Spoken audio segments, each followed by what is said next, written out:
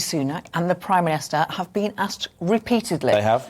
Will you carry on with putting taxes up through that national insurance rise for all of us come next month? And they insist, they are adamant that they have to do that. Yeah, and now we've had oil touching $130 a barrel. Now we've had a fall in real wages that people like you and me are talking about, the biggest fall in real wages for the best part of a decade.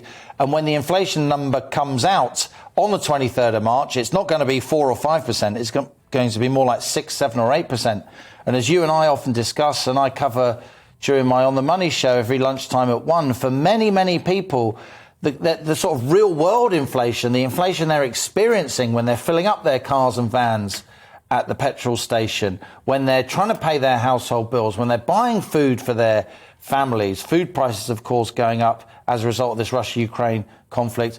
To them, the idea that inflation's 5, 6 or 7%, that's a sick joke.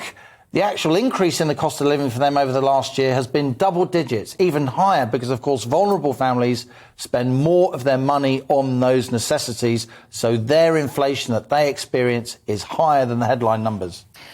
And Labour trying to get up that argument, you can argue about how successful they've been at it, by saying, actually, the profits that the energy giants are making is eye-watering, record-breaking. We should be tackling them in order to help people with their bills. It's not quite taken off, but it's quite a powerful argument, isn't it? I think they are making headway. I think Rachel Reeves, the Shadow Chancellor, is tracking sort of mainstream opinion towards that view that there should be a windfall tax on the oil companies, because when the oil price goes up, they charge a lot more. But when the oil price goes down again, it's not like they start charging less, is there? I had a fuel campaigner on my show yesterday, a guy, I won't name him, but I would bet a considerable amount of money. He is basically a Tory supporter, a Tory voter, somebody who campaigns for fair fuel across Britain. And he said he totally backs Labour's windfall tax idea. And I've even heard Tory backbenchers tell me that they back Labour's windfall tax. So let's see.